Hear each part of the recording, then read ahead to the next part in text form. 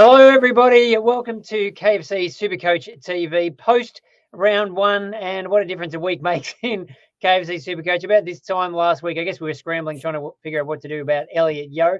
But we went into the season with all these grand hopes and dreams of all the mid prices that were going to fire for us, and rookies and primos and Rory Laird. You could just lock him away for 130 points. But of course, it didn't all go quite as planned. Certainly not for my team. But all the experts are here, so hopefully we can figure out this week how to fix our teams, or are we just going to back in what we did and write off round one as a bit of a one-off? But I think our expert trades are online at the moment, and we've got the full spectrum ranging from trade boosts all the way through to people who are just going to sit it out and maybe not trade at all. But welcoming Tim Mitchell first. I think you're on certainly on the extreme end of just use as many trades as possible. Is that a fair description? G'day, Al. Dan Batten, incredibly boring for anyone that's read our expert trade, planning nothing this week. But I've tried to take sort of a 2 or sort of potentially 3 week approach, Al, after what I learned from round one. And the way that I think I'm going to slightly restructure my team and leave myself some cash for potentially trading someone like Anthony Caminiti, who I don't think is going to score huge numbers for St Kilda from F8 to maybe Luke Pedler next week, for example, is by punting Rory Laird this week. And I know it'll be controversial, and I know that you should trade a premium off the back of one bad score. But I can leave myself 70k. I can trade Rory Laird and Tom Stewart, who I unfortunately settled on last week. I undernard between him and Jordan Dawson all day on Thursday. I think it was last week. Thursday or Friday must have been. And obviously went for Tom Stewart and watched him go down in the first quarter of that game on Friday night, which was a bit of a blow. But otherwise had a decent first week. And I don't think I'm hitting the panic button as such, but I think I've come up with a bit of a strategy where I can leave myself somewhere in sort of the high 20s or mid 20s of trades, and maybe only 8 to 10 upgrades to do if I'm prepared to make some big moves early on. So we'll see if it comes off. It could completely blow up in the next couple of weeks. Could blow up as soon as Saturday. Because I think I'm trading Jacob Hopper as well if I go ahead with this plan. So could be a pretty ugly watch, that Adelaide Richmond game this weekend. But we'll see if I've got the cojones to go ahead and pull it off this weekend, Al. Just quickly, one thing on Jacob Hopper. You actually flagged this at Nathan Broad from the Tigers. It was on a podcast this week, and he mentioned, and then Damien Hardwick said something similar at his press conference, that going through the vision, they did notice that the teammates were ignoring Hopper a bit, burnt him pretty badly when he was available. Maybe just getting used to having him in the team. So they're making make it more of a point of trying to hit him up this week. So hopefully that partially explains slightly disappointing score. But welcoming the Phantom from South Australia. Fan, what's your take firstly on Rory Laird and his? We can't sugarcoat the performance last week, just the 50 points, but maybe there were some extenuating factors. I mean, what do you think about, how Laird's going to go this week and this year? And then the idea of potentially trading him out? Because obviously he's worth a lot of money, so you can do something with that cash. But are we just throwing away potentially one of the top scorers for the whole season? Thanks, Al. It's a good debate. 14 KFC SuperCoach points in total in the second half for Rory Laird, a player that scored over 120 14 times last year. It was something else. He came out and said a couple of days after the game on radio over here that there was no specific tag on him. He just thought the Giants did a great work as a team to restrict him and the other Adelaide midfielders to getting in the ball and getting in the right spots and that relationship with the ruckman. So the Giants obviously had a plan like Adam Kingsley floated pre-match. There wasn't a specific sacrificial role on Rory Laird, but more a team battering of the Adelaide midfield. And Laird said also he didn't handle the heat either as well. So he didn't handle the heat from the Giants, didn't handle the heat from the warm weather up in Sydney. So not going to be 40 degrees wherever it was.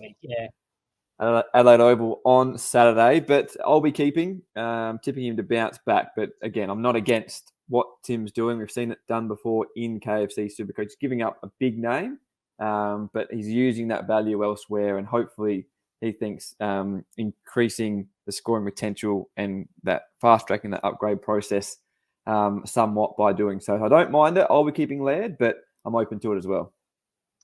And we're starting to get plenty of questions coming in, so we'll get into those very quickly. But Dan, welcome aboard. And you're going, as Tim said, the very boring route of not trading at all this week. Just explain your logic there. And that message from Andrew as well. G'day to him if he's still listening. He's actually was with him at a Bucks a few months ago, and we were just chatting Supercoach the whole time. So g'day to him. I'll answer that question first on Chandler. I think he can keep his spot. Obviously, with Cozzy Pickett being suspended for the 2 weeks, he's got at least another 2 games to prove himself. And he was really good in that round 1 game. Hasn't had the opportunity in the past with Toby Bedford, the perennial sub, sort of being ahead of Chandler. And whenever he's played, he's been the sub. So, but I wouldn't be jumping on him this week. I think it's worth just waiting the extra week, see how he goes. There's guys like Pedler, Comben, who also fired as well, sort of point of difference forward rookies that went well in round 1. But yeah, just, on my trades, as you said, Al, I think I'm a little bit of a victim of starting off a bit boring. I had, I've started with 3 midfield rookies over 670k in Neil, Laird, and Oliver. And none of them really fired in round 1. And it just means that without many mid prices, I can't really pivot to anyone that easily. I want to give Hopper another week. He's probably the one I could potentially go to a Jason Horne-Francis type. But yeah, it's and the fact that I've got Sheasel, managed to get him, have Filippo, Gimby, McKenna, most of these rookies, and Cam McKenzie means that I can't really downgrade anyone. So I'm going to be looking at another week at Callahan, another week at maybe Tom Cole, and then those forward rookies that I mentioned to sort of assess where I am. But it may mean I miss out on a Horne-Francis or a Zeeble. Well, Tim, Horne-Francis is one of the, I think he's the most traded in player this week, and we maybe ask the Phantom in a sec what the hype is like over, I listened to the Lair this week, and I can already tell you it's enormous. But it's a good episode. I agree with that. Watching last week, obviously he was fantastic. Is he someone that we can be confident, get him in ASAP? Or is he the classic, let's have one more week to look at him? He's going to play Collingwood at the MCG this week. Surely we'll have a better idea after that, and we could wait a week and then get him next week before his price shoots up, if that is what's going to happen. Yeah, I can see logic in both, Al. I know people have been suggesting that Travis Boak coming back into that Port side might have some impact on his role, but then you have to think about Jason Horne-Francis's numbers on the weekend. I think he attended 20 centre bounces, which was right up there as far as any of the Port Adelaide midfielders come. And they're all pretty versatile, aren't they? Like you've got Butters who can play forward, Connor Rosie who can play forward, but Ken Hinkley seems more inclined to use these sort of rising stars, if you want to call them that. They're all pretty much stars of the comp now anyway, but seems more inclined to use them as midfielders now. Like we saw little hints through the preseason, didn't we, that Travis Boak's going to be spending more time across half forward. Maybe he might still have those sort of 10, 15 centre bounces a game, but I don't think he's going to eat into Jason Horne-Francis' numbers too much. And why would he, when we saw what Jason Horne-Francis did against one of the best midfields in the competition last week, albeit the Brisbane Lions were a fair way off their best. So I think we'll see a fair bit of midfield time from Jason Horne-Francis. Maybe the only sort of slight concern I have about picking him up is the fact that, like, we forget very easily that he's still only, I think, the second-year player. So there's every chance that at some point, and he had an interrupted off-season too, didn't he, Phantom? So there's probably a prospect at some point that he might be managed in inverted commas, miss a week, especially if Port Adelaide's going well. But all signs suggest that at the very least in KFC SuperCoach is going to be a pretty quick cash grab and could get us sort of above 450k up towards that 500k mark pretty quickly. He's a guy that I'm going to have another look at, but this is part of this 2-week plan that I'm sort of forecasting, Al, where I'm trying to get on guys like Hayden Young and Jordan Ridley now because I feel safe with them and I feel like they're going to make a bit of cash and I want to be on them before round 3. But I want to leave myself 2 or 3 trades next week as well, likely 3 with sort of burning a second boost early on where I can look at Horne-Francis and I can look at Will Setterfield and I can look at James Warple if these guys back up what we saw from them in round 1, as well as having the option of going to guys that Dan mentioned like Comben if he can back up his 90. I think we were probably expecting he'd score closer to the negatives than anywhere near 100. But negative 90. He performed out of his skin. I didn't start Luke Pedler on Phantom's advice, who looked really good too. So that's probably the big thing that I'm advocating this week. If you're thinking about not trading and maybe just have it in the back of your mind, what am I going to do next week as well, and how many of these mid prices that I might want to jump on did I miss out on, as well as some of the sort of rookies who scored well in round 1 too that look like they're going to give us an immediate cash injection.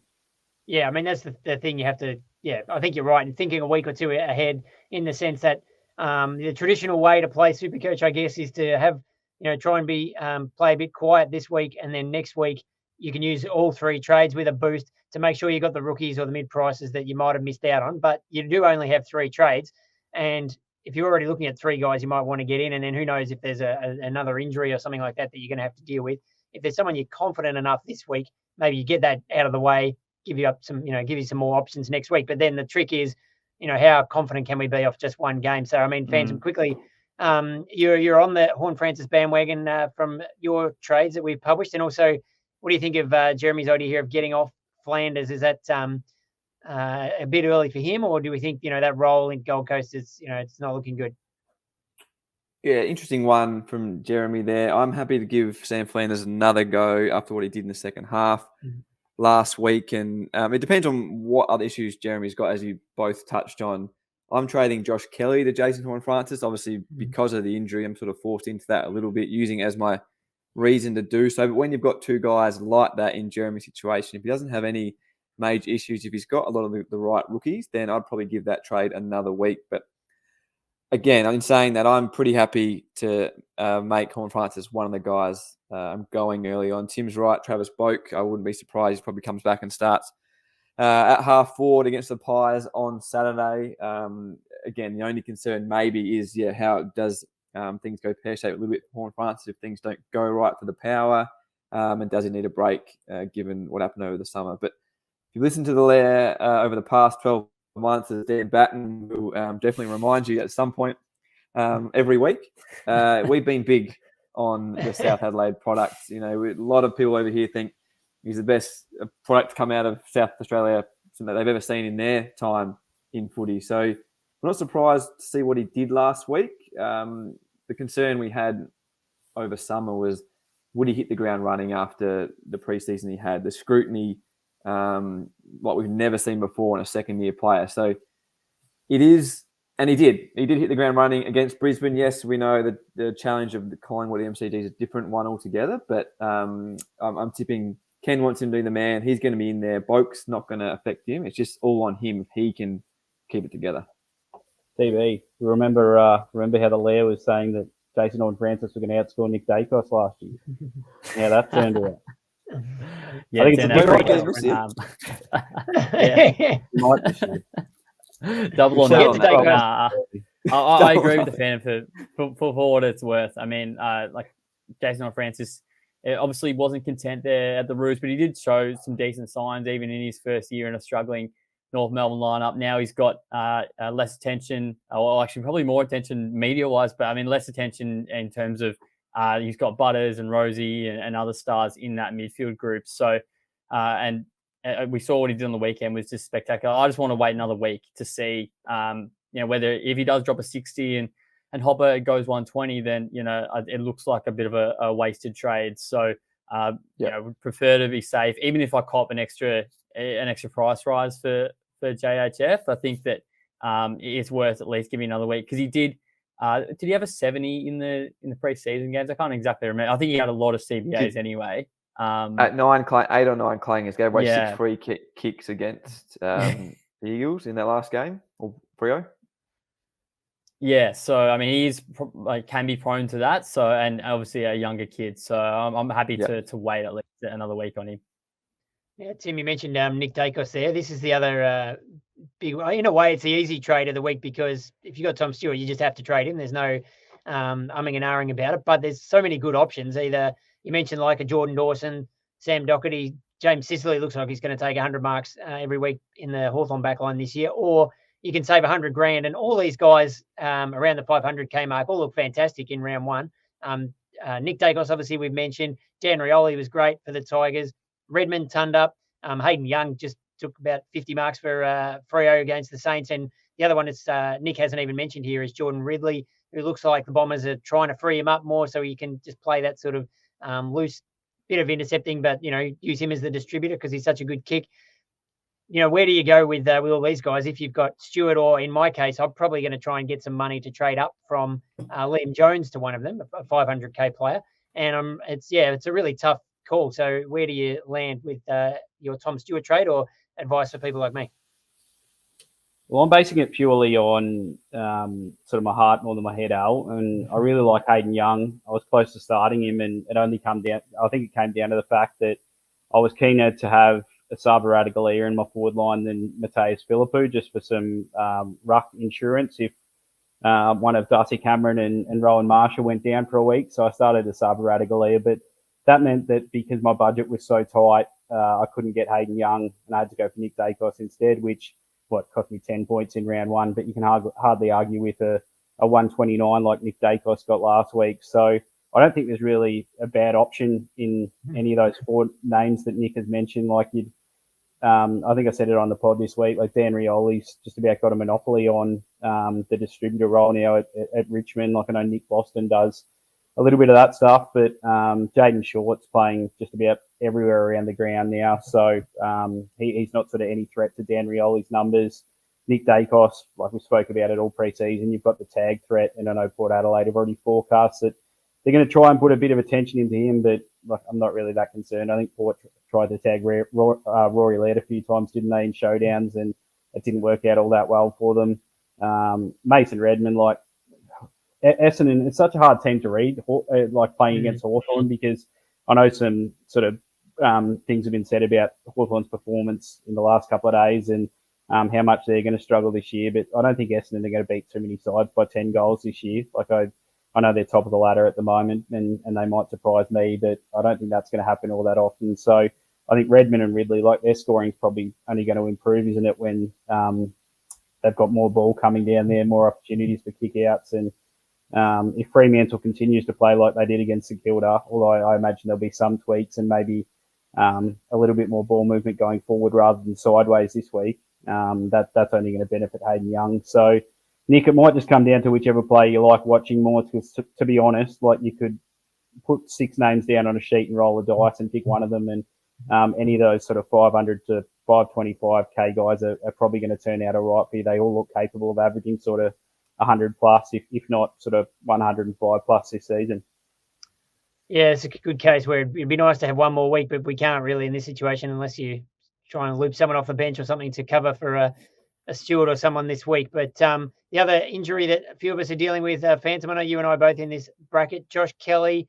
So in theory, only misses it 1 week, and he looked really good last week until somehow he always finds a way to do this. He ended up in a bit of a sandwich between, I think it was Rory Sloane and Riley O'Brien, who ended up giving him a sort of a backwards headbutt or something and concussed him. So do we just sit him on the bench for a week, or is it a must trade? I mean, a 1 week injury you normally would try and hold, but it's very tempting this early in the year to use that money and try and get some more points.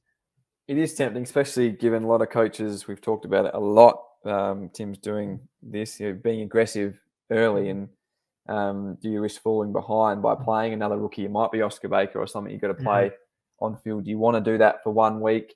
Kelly will come out of a 12-day concussion period next Friday, which is 1 day before the round 3 clash against the Blues. So Adam Kingsley said during the week that they've pulled up pretty well, he and Lockie Whitfield. They should be available for that game. But again, we know clubs need to be more cautious now than they ever have been with head knocks. So still has to pass a few tests, you would have thought. So at least 1 week. I'm going to trade him. I'm for keeping him too. If you did go a bit more expensive on your bench, maybe you do have a Mateus Philippou that you could sell on for a week and be happy with that. But I'm just going to go for it. And like I said before, JHF into my team, make some money. Again, I wouldn't be doing these moves if I didn't have the injuries. Jack Bytel, we might talk about in a little bit too, might move him on with that injury. But my reason to jump on the value it is. But again, if you've got some decent cover on the bench and the rest of your team is looking pretty strong, I'd be happy with holding too. What are you doing now? Yeah, I mean, Philippou, I don't have him. That might be useful, because the problem I've got with all my defenders is all my midfield rookies is they all sort of play late in the round. So it's hard to even, it'd be good if someone played, Oscar Baker played tonight or tomorrow night, and you could put the emergency on him. And if he gets a 60, you might think, I'll cop that for a week. But sort of have to make these calls before that. So makes it tricky. And what I think I'll probably do is a bit of Tim's sort of theory and using it as a bit of an opportunity to try and fix up some other issues in my team. And the number one, which was a player that I missed, which I think is going to be a must-have. With a lot of the rookies, you can probably wait and see next week who you need to get, maybe like a Philippou type. But I think Harry Sheasel is going to be a lock, so I could turn Kelly into him through a bit of DPP action, and then that would allow me to trade, as I touched on earlier, Jones up to another primo sort of defender, because I don't want to have to put Liam Jones on the field, even if he's playing. He scored 5 points in a half last week. Probably should go better against the Saints this week, but 20 marks. Yeah, that doesn't really excite me. Yeah, potentially, but yeah, I mean, and then if you trade him sideways to someone of a similar value, like a Liam Stocker or someone like that, then that's sort of my third defender, which doesn't look great on paper. So that's kind of what I'm thinking of at the moment. But talking on the rookie front, Dan, as the rookie expert, I mean, Sheasel seems to jump off the page as the one that you probably could jump on this week. Is there anyone else that you'd think you would, make some moves this week to make sure you get them in, or anyone who's on your watch list for next week that we should be aware of? I mean, Will Phillips, James has mentioned here, is a really interesting one. We all got rid of him on the eve of round one when he was named as a sub, and then just as it turned out, he was subbed on quite early and actually looked pretty good. So if he holds his spot, he might be someone we need to get back in next week. Yeah, definitely. And I think if you got a guy like Bytel or something like that, you can maybe afford to wait a week and sideways to him. But yeah, in terms of the guys for this week, I think it's Sheasel, McKenna, and McKenzie are the ones that you could probably jump on this week. McKenzie looks to have a really good role in there as an inside midfielder. Got some good CBAs against the Bombers and used the ball really well. I didn't have a clanger on debut, as the fan have tweeted. So, a great debut for him. And McKenna took some kick-ins, was keen to get on in the 1-2s, 1-3s, even at one stage, linked up down the ground. And also Ruben Jinby as well. I mean, I think we saw enough, 12 tackles and a lot of centre bounces for him. West Coast are just going to pump games into him and pump midfield exposure into him as well. So I think they're the guys that if you missed, then probably look to trade them in this week. As for the guys for next week, it's probably those forward rookies, as I mentioned. So Cade Chandler, Charlie Comben, and Luke Pedler, potentially, if you're willing to pay up. And also in defence, Tom Cole, I think there's a watch on him. He's had season averages of over 63 times before, so I think that he can he could be a viable option for Liam Jones. I mean, obviously, if you don't have Connor McKenna, then that's an easy swap from Jones to McKenna. But I think regardless of whether Jones plays or not, I'm probably going to hold him. If he isn't named tonight, then I'll probably look to see how Cowan goes on my bench as a loophole. You can, and then also Wilmot's playing the next, or should be playing the next night. He should hopefully hold his spot. So, but if a guy like Charlie Constable, who I think some worried during the week that he could be dropped potentially with Lockie Weller, set to at least play at some level this week. But I don't know. I feel like Charlie Constable, I mean, he's had 28 disposals. A lot of them are clangers, but I hopefully, could be famous last words, but I feel like he gets at least another run. Surely Lockie Weller plays in the VFL. He did his ACL in June. I think he'd give him 1 week. Yeah, exactly. Or even Bodie Yulin gets dropped instead of him. So yeah, I think you're right. Tim, question here from another Tim, but this could be my burner account. What do we do with Nat Fyfe? Picked him last week, and he was just it was very, very hard to watch. Had 9 disposals and 6 clangers, had 1 point at halftime, scored 20-something by the end of the game. But is he straight out the door, or do we hang on to him? I mean, he's got North Melbourne in Perth this weekend. I think Freo's won their last 4 against North by about 70 points. Fyfe, that's his best team to play against. He's kicked more goals against them than any other club. I mean, surely he's not going to be that bad again.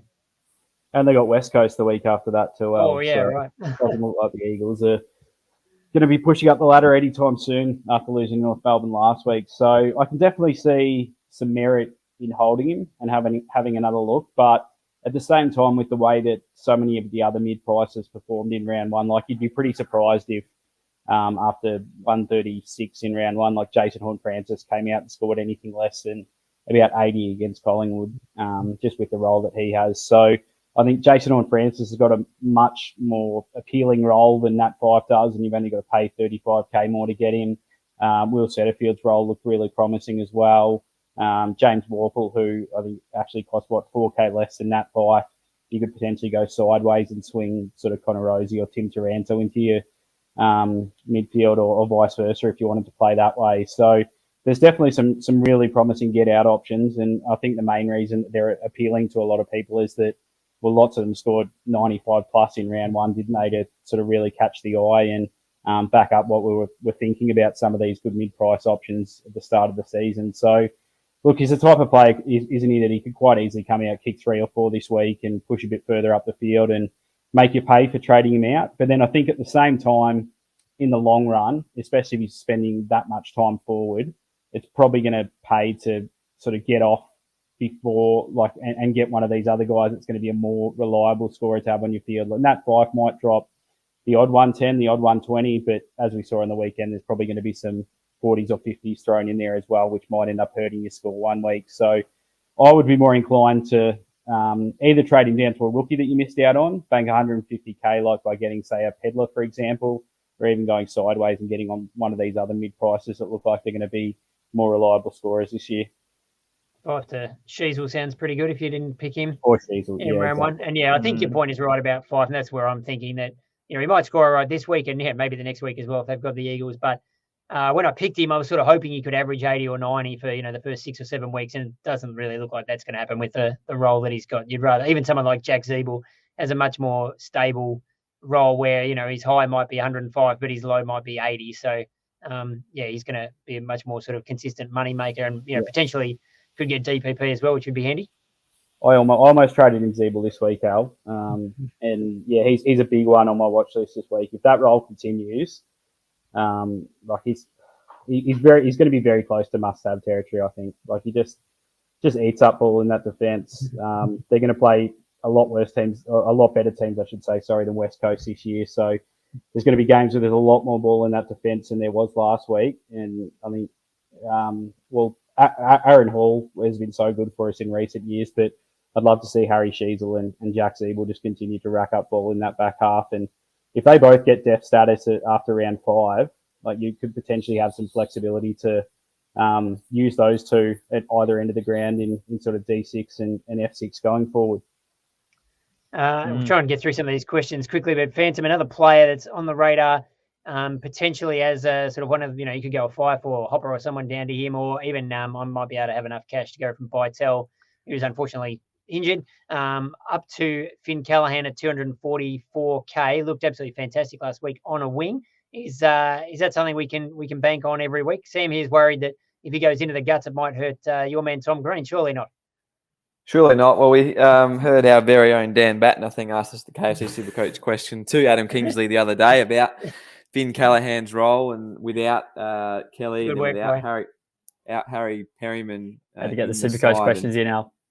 Kingsley did say that Callahan's definitely capable of going in there. We saw him do it in the VFL last year in 3 games. We saw him do it in the Talent League in his draft year. I think he won 10 contested possessions in each of his final 3 games in his draft year. So he can win the ball on the inside too. That's what shot him up the draft board in that year as well. So we saw how good he was with the ball on the outside, 86.7% by foot, which was the highest percentage of all the top 50 ball-winning midfielders in round 1. Fancy Frico, our friend at Champion Data, tells us. So can do it on the outside. I was a bit worried that went against Tim Mitchell a little bit and thought maybe his uncontested nature of his game might hurt him when it's not going well for the Giants. But all he does with the ball, they look for him. They're going to use him. And then if this happens, he comes into the inside a little bit more, even just a little bit will help his scoring. So I'm going to probably bring him in this week for Jack Bytel. The question, Corey Nazai Wanganeen Miller had 17 kicks, but turned it over a little bit more than we normally see him do. So if you've got some other moves to do next week, Corey, if you missed out on a few rookies, then I'll be happy with that move this week. Tim, you happy with what you saw from Finn Callahan? You happy for us to jump on right now? He was awesome. And in particular in that last quarter when they really sort of had no choice but to throw him in the guts because they were just the walking wounded, with a lot of guys cramping up there in the oppressive conditions in Sydney. So, I thought he looked really good, really clean. And I know the stats back that up as well. So I was happy to see it because I know he was one of the hipsters' favourites all through pre-season as well, listening to the the Lair this week. I thought that Finn had been my boy for most of pre-season fans, but it turns out I was about a month after the hipster. So we're still happy to be on board at 244K. And I think with the way that my trades have gone this week, I've got him at sort of M4 or M5. So fingers crossed for my sake that he can back it up and go big again over in the West. Yeah, the hipster has a lot of boys, so he pretends to have a few favourites, but no, I think he did have Callaghan in one of his first teams, so we'll have to give him that one. And Tim, what do you think of Hayden's question here? So Jones, happy to trade him out. Cunnington, his rolled in, looked great last weekend. I think McKenna, if you missed him, he's good to jump on. We love Callaghan, and you're big on Cogs this week as well. Yeah, I think it makes sense, and I think the Supercoach investor is as well. So Stephen Cornelio dropped a 143 in round one to make him one of the top 5 scorers of the round. He goes over to West Coast this week, and you think he's going to have to take on even more responsibility in that GWS midfield than he did last week.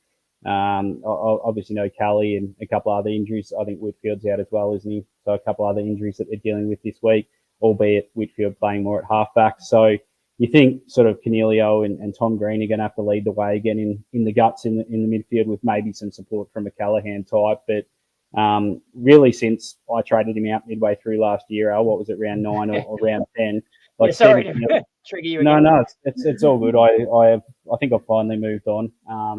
But he hasn't put a foot wrong since then, really, has he? I think he had one bad week, and then he's averaged about 120 since that point. He's been one of the best KFC Supercoach scorers. So I don't think you can go wrong getting him into your team. And the reason that he's looming as my Rory Laird downgrade this week is just because, well, it looks like Laird's going to drop minimum sort of 50K.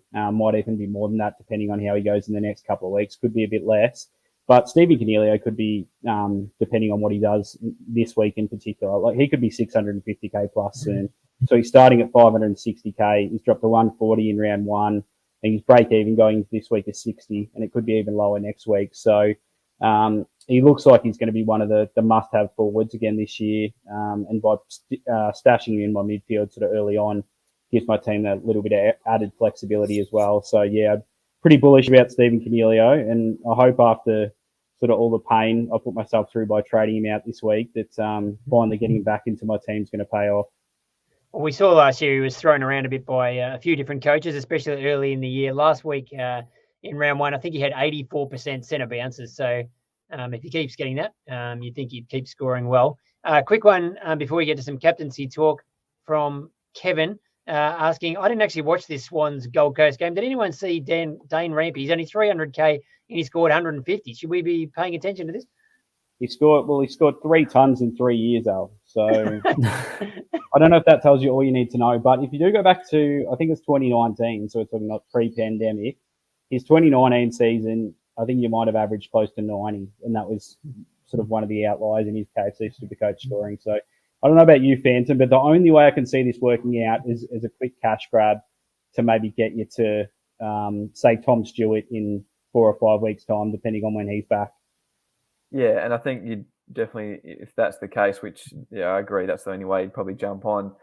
You want to make sure there'll be another big score this week to make sure there's a couple of the big price rises in it. But you're not going to be playing the Suns every week. The Suns were at home. Conditions were slippery, and the Suns, even though they train up there, just couldn't handle the ball and got it on the boot quickly a lot of the time. So Rampy was good, but Kevin, I'd only be doing what Tim said there. Wait for one more score and then just play it as a pure money train. But Phantom, he's a top 5 player in the comp, according to AFL 23, the new game coming out. He's rated 89. Ooh, Clayton Oliver's rated 88. So right up there maybe with, they're ahead of the curve. Maybe. Another quick one for you, Phantom. We'll get to some captaincy talk in a sec, but there was a lot of players who underperformed a bit in round one. We were talking before off here about hardly any primo midfielder scored over 110, really. It was kind of crazy. Andrew Brayshaw definitely fell into this category. A lot of clangers in his disposal count. And then, so, yeah, I wouldn't be too worried about him, but maybe Grundy. I mean, the ruck was something we talked about all summer. How do you sort of see the lay of the land there? Obviously, Gorn was clearly the number one man in the Grundy-Gorn partnership in round one. Would you be worried if you had Grundy at R1 or R2?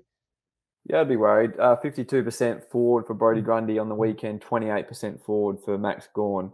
So Gawn was the number one man in the ruck, and also Max Gawn just floats around the ground. We saw him take his marks behind the footy again, like he did last year. Brodie Grundy not doing that as much. So he doesn't have probably the time in the centre. Then he's probably obviously not as flexible and doesn't have as many avenues of scoring around the ground, apart from winning the ball like he used to as that extra midfielder type when he was at his best at the Pies. So wait another week. I'd be a little bit concerned. I'd start thinking about where you could go from here if it doesn't work out again in round 2.